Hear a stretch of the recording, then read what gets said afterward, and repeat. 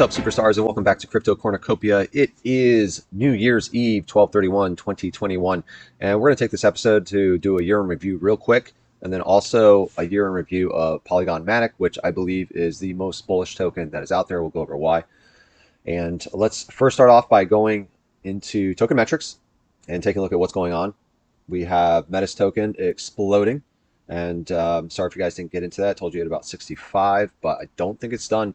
It's at 326 million, and I compare it to Polygon, which we're going to be going over, and you'll take a look at how much bigger that is. But we have Celsius Network finally doing something here.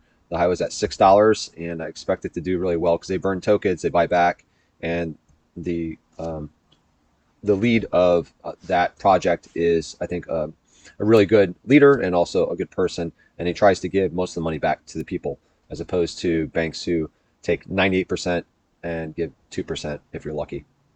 All right, so let's go into the charts on Market Rebellion. Not a lot of news today, by the way, but right now BTC Bitcoin is at 46.9, so it's dipping under 47. We would like to get it above this 48.5, which is a 21-day moving average. That would be a bull case, but either way, as long as we are above 46.5 by the close of the day today, we're looking really good. The reason that it is so volatile, it did get up to, looks like it wicked up to 48.5. We have options expiry today, which means that there are a lot of people that are long, a lot of people that are short, and either way, people are getting liquidated. So it's bouncing up and down. That's what you can expect at the end of every single month, by the way. So not a great day to be trading and expecting anything to go your way. It's going to go whatever the way the market wants it to. All right, so that is the chart for Bitcoin. So we're going to go into the year in review, and Bankwest is a great podcast and a great YouTube channel.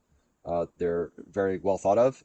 Unfortunately, all of them are like an hour and 2 hours long, and I don't sit there and listen to all that. Like short bits and a lot of different points of views, not just one. So I like the shorter time frames, which is why I like to keep mine short. But they are a great outlet for news, and a lot of people respect them. So you'll have a lot of CEOs and lead developers come talking to them. All right, so this is their podcast for the 2021 roll-up, and they do a weekly roll-up too, and let you know what's going on within the crypto market within that week. And this is the yearly roll-up. So we're going to go through it real quick. All right, so we had new all-time highs earlier this year, and then it just basically went sideways. That's why I call it a sideways years.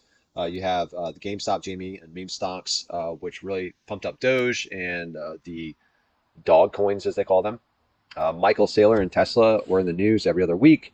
Michael Saylor for buying Bitcoin, Tesla is saying that they're going to and taking it back, and then trying to pump Doge and starting a fund for Doge and taking Doge to the moon. I think that was in there too. So that's what was happening with there. You have the rise of layer 2s. So what type of layer 2s are they? They have Arbitrum, and the biggest one is Polygon, and we're going to go over that. I've got a whole slideshow for you there. What are the layer 2s are there? Optimism, Rollup, and then Metis, which is the one that I was showing you earlier, the one I told you about at 65. It's at 224 right now, but got all the way up to 270 yesterday. It's going to be highly volatile. They're having a hackathon. They're giving away $1 million to several developers. So basically what they're trying to do is, it's hard to get people that know how to code crypto and bring them into the space. So they're giving away $1 million. Actually, I think it's $100 million. Either way, it's a lot of money, and it's about 10 times as much as Polygon did with their hackathon last December before they exploded. Polygon was about 10 to 20 cents. They had their hackathon, and then it jumped up to 70 and went all the way up to $250, $3, which is what I'm expecting from Metis. Right, so you have DeFi, decentralized finance, over CeFi, centralized finance. So back in 2017, where you had this big blow off top, you only had a few exchanges, which is centralized. You didn't have Crypto.com. You had like BitMEX, and I think Binance was there and Coinbase was there. But there were only about 4 or 5 exchanges, and they would go down because they couldn't handle the speed and the amount of traffic. Then decentralized finance came in, which is Uniswap. And you just essentially have MetaMask, and you use a centralized exchange to get your fiat as an on-ramp into that exchange, and you send over to your MetaMask wallet. And then from there, you're going to use Uniswap to swap out for another token. And then from there, these protocols started popping up saying, okay, well, if you work with us and put the tokens in our protocol, then we'll give you high yield on it, which created yield farming. So what happened was DeFi really started taking over centralized all these exchanges where you can use it decentralized with MetaMask it started getting more traffic than the centralized finance. Then you had China banning crypto, which actually took out the hash rate for Bitcoin. And hash rate is specifically connected to the price of Bitcoin. So when the hash rate went down, the price of Bitcoin went down. It's too much for me to go into this video, but that's what happened. And what was beautiful about that is one of the issues with Bitcoin is people would argue, oh, half of the hash rate is over in China. So, oh no, they can take over because they're a centralized government. And so what happened? That argument is now gone. So China got rid of Bitcoin. There are no more miners that are supposed to be over there. And then a lot of the hash rate came over here to Texas and Maryland, also over to Kazakhstan and one other country that's close to them. I think a little bit in Russia as well. So China banning Bitcoin hurt us momentarily, but when people started realizing this was a good thing, price went back up. Then you have El Salvador, which was they took on Bitcoin as an actual currency, legal tender, and there was some volatility because there were very few people that were saying this isn't right, you shouldn't do that. But it did help a lot of people over there, and it's bringing a lot of popularity to that country. Then you have the CryptoPunks, the Bored Ape Yacht Club, Mutant Apes, and all these other NFTs. And then you have the NFT explosion. And that really helped boom some of the gaming tokens. And then you have Axie Infinity, which is a game token. And you buy 3 Axies, and you can breed the Axies, you can fight the Axies, and all these are ways that you can make money. And then they have something called a scholar program where you can rent out your Axie so someone else can use it. They'll pay you, but then they make money off of it. So you don't have the time to go and play this game, but you have this Axie. So you can rent out the Axie so they can use it and they can make money. And then everybody wins that way. Then you have OpenSea. That's a marketplace for NFTs. And that actually is over on Polygon now, one of the news I'm going to be going over. Sales volume was huge. The Coinbase IPO, that's when Coinbase went public. Gary Gensler is now the SEC commissioner, and everybody thought this would be good because he understands. He actually taught a college class at a highly reputable college about blockchain, so he knows what it is. But it seems to me that he's been cornered and told not to do specific things, unfortunately. Then you have Constitution DAO. The rise of the DAOs. DAO is decentralized autonomous organization. Essentially what it is, it's a group of people, and it's a crowdfunding, crowd loan, whatever you want to call it. They tried to, they formed this Constitution DAO, and they tried to purchase a copy, one of the original copies of the Constitution of the United States. And this would have been great for the people, but instead, if we go back up here, I can't remember exactly what firm it was, but up here are the game stocks. Whatever entity that they started buying the GameStop stock, and the entity that was trying to short GameStop, and these people came in and bought it and almost wrecked their hedge fund. They're the ones that actually came in, or the leader of it, I should say, came in and bought that Constitution.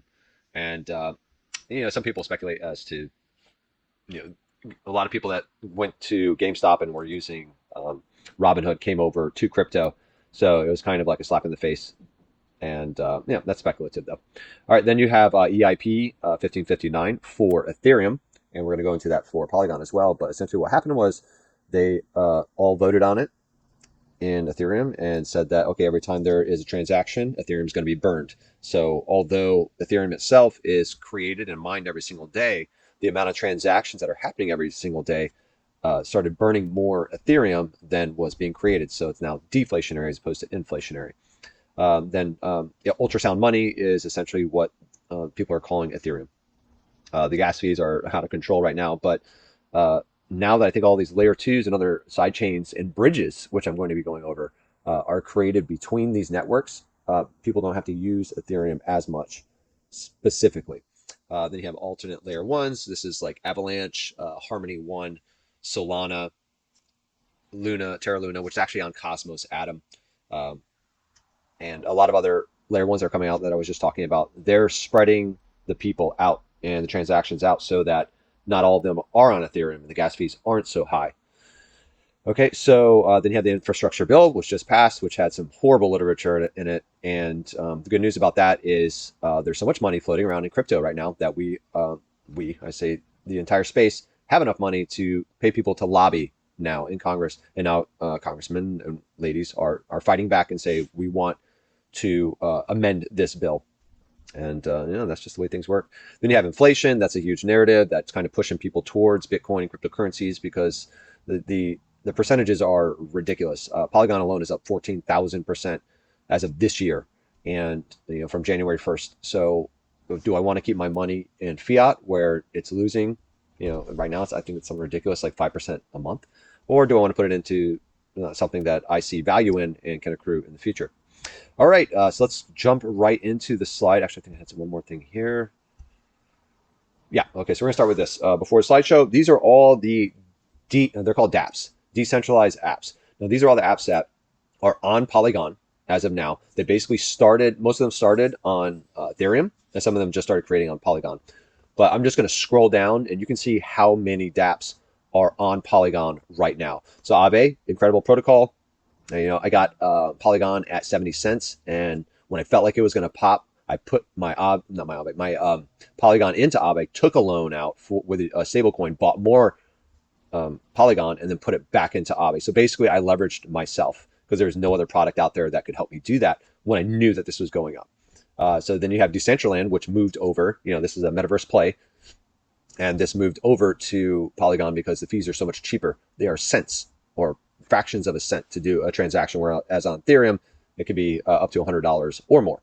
All right, so I'm not going to go through all of them, but I'm just going to scroll down so you can see how many dApps there are. Okay, I'm going really slow. Now I'm going to go fast. Look at how many dApps are building on Polygon. It just keeps going. We've got thousands. Whew, all the way down to the bottom. Okay. All right, so let's get into the slideshow. That was just for a little dramatization. All right, so we're going over Polygon Matic. And these are the amount of interest per region for Polygon. And it's amazing how you can do that. These are web searches on Google. And you can see this was in May. So June, it topped off and came back down, but now it's coming back up. And that's why this is a bull case for Polygon. Interest is coming back up again. Price was up here at its high with interest. There is something to be said about that. All right, so data shows Polygon has surpassed ETH in new tokens deployed. All right, so I just went through all the apps that are out there. They're all tokens. They all do something. And Polygon has now passed ETH. Now, Polygon runs on top of ETH. And basically what they do is they take all the transactions that are happening on Polygon, they take a snapshot, and in one block, they send it to Ethereum. So it's worth it for them to only charge pennies when they have thousands of transactions at a time that they're running at once on Ethereum. That's basically what's happening with Polygon. It's brilliant. All right, so think about this chart on Polygon. So this is the token deployments on Ethereum versus Polygon. And you can see that the lighter green is Ethereum, and Polygon's coming up and up and up and up and up, and is now surpassing Ethereum. All right, so these are also the transactions on Ethereum versus Polygon. So Polygon, I don't know why it's higher. I guess because it's in percentages. But Polygon has 3,295,000 as opposed to Ethereum's 1.2 million. And then daily gas paid Ethereum versus Polygon. Now people are using Polygon so much because of all these transactions.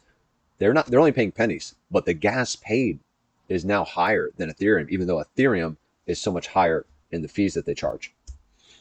All right, so more bull case Polygon December continues. Uniswap deployed on Polygon. So Uniswap, I don't know what took them so long, what they've been waiting for, but they were only on Ethereum, and I stopped using Uniswap months ago. It's just too much money. I'm not going to spend it. I went to Binance Chain first, then I came over to Polygon, and then from there, I think Uniswap's a little bit late. But if they can deploy cheaper fees and a lot of liquidity, then it's worth it. All right, Polygon acquires Ethereum scaling startup Mirror for $400 million. This is just showing you that Polygon's not stopping.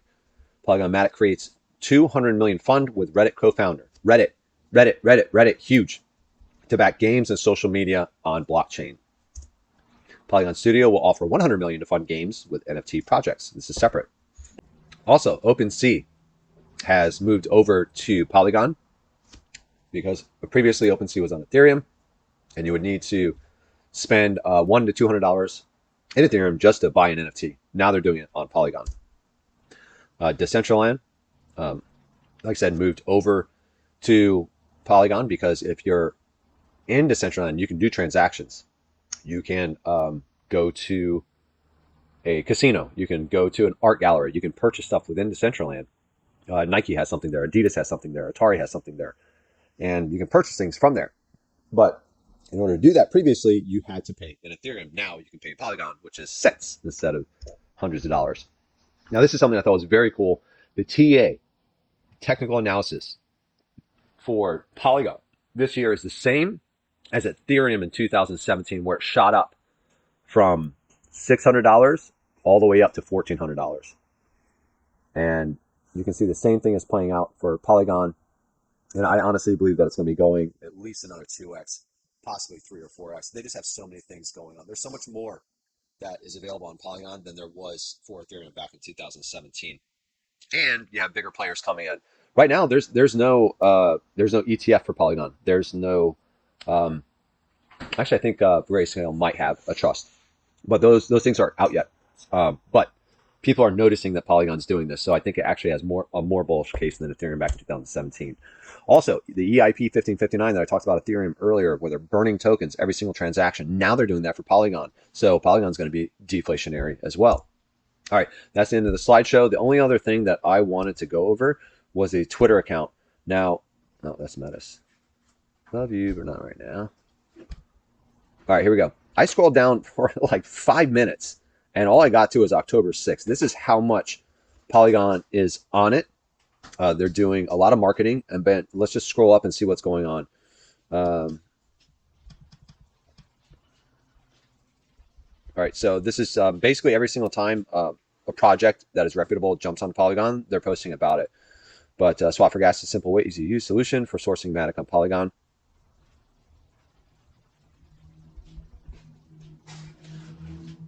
Okay, PECO will provide retail and institutional investors with an easy and economical way to invest in Polygon. Oh, okay. Well, this is what I was just talking about. This is what I've been waiting for. So if they're going to be onboarding retail and institutional investors easier, then that's a bonus.